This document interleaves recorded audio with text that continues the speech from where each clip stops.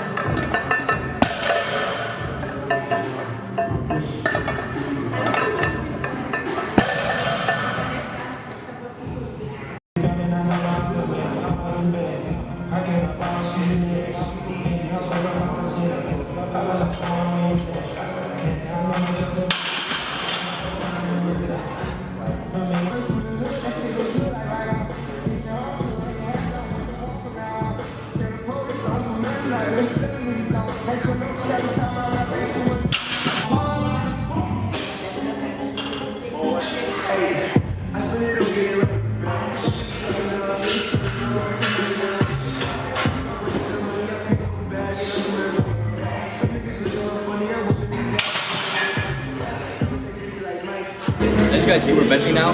Now we're going to answer another question. So the question is, how do you overcome injuries? So how do you overcome injuries? That's a really good question. Me personally, I've dealt with, you know, only I'd say one major injury and a couple of minor injuries or, you know, inconveniences. But I would say, first and foremost, it always depends on the severity of the injury. Obviously, if you fucking break your arm, like, you need to go to the doctor, you need to get that checked out, you know, and follow what, you know, the medical professional says. But I'd say other than that, like, say, you know, any sort of like muscle tweaks or strains, there's ways to work around that. I hardly ever suggest, especially to my athletes, to fully take time off of training. I feel like, you know, that would just encourage more deep training to the body, and that's not what we want to do. We still want to keep the body active, keep the body moving. So I would say the best thing to do is just address your injury and go from there. Me personally, I believe that training is a privilege, and no matter if you're sick, tired, you know, sore, injured, you know, you should still be able to train. You know, some people, they don't have that opportunity to go to the gym every day. You know, if you have a gym membership, or you know, you pay monthly or whatever, like, you should be utilizing that. You know, waking up every day with the ability to train. So I would say it's best to work around any sort of injuries you may have. But just to reiterate, obviously it all depends on the severity of the issue, but I highly recommend, you know, still doing the movements to a degree. You know, say if you have like a pec strain, you know, switch to a different style of pressing, or focus on more shoulders, or, you know, you don't have to hit the chest directly, you know what I'm saying? So there's just different ways to work around that. So hopefully that answers the question.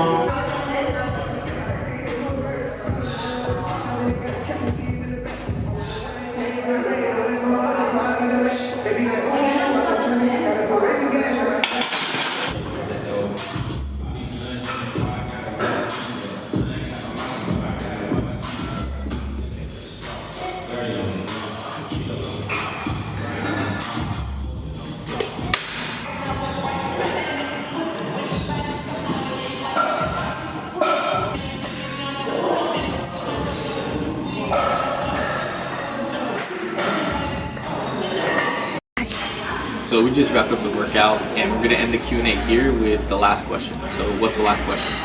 What's the one thing that keeps you motivated? So for me personally, I don't necessarily have one thing that motivates me.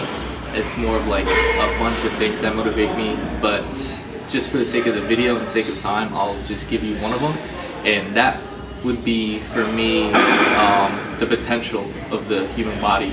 And what I mean by that is, you know, as a human, you don't really know what your potential is, what your ceiling is, and I feel like, you know, in this day and age, you see a lot of young lifters, you know, 17 years old, lifting, you know, 600 pounds, 700 pounds, and you're like, wow, they're like, you know, 15, 17 years old. Imagine what they'll be in 5 years or like 6 years, you know what I mean? So like for me personally, you know, I look at what I've done and like, you know, my accomplishments, my PRs, and I think of, you know, what if I continue with this pace? What if I, you know, continue working out, continue training? Like, what am I going to be at in 1 year or like 2 years, 5 years, whatever the case may be? And that motivates me and kind of sets a fire under me, because it's like, look how far I've come, look at what I've done, and I know that I'm capable of so much more. So to answer your question, it's just the fact that you never really know what your true capability is. That's what motivates me most. But anyway, that's all the time we have. Appreciate everyone for tuning into the video. Like I said, I'm going to try to build a community here, so I'm going to try my best to upload at least once or twice a week. If you enjoy the video, make sure to comment, like, and subscribe, and I'll catch you guys in the next one. Peace!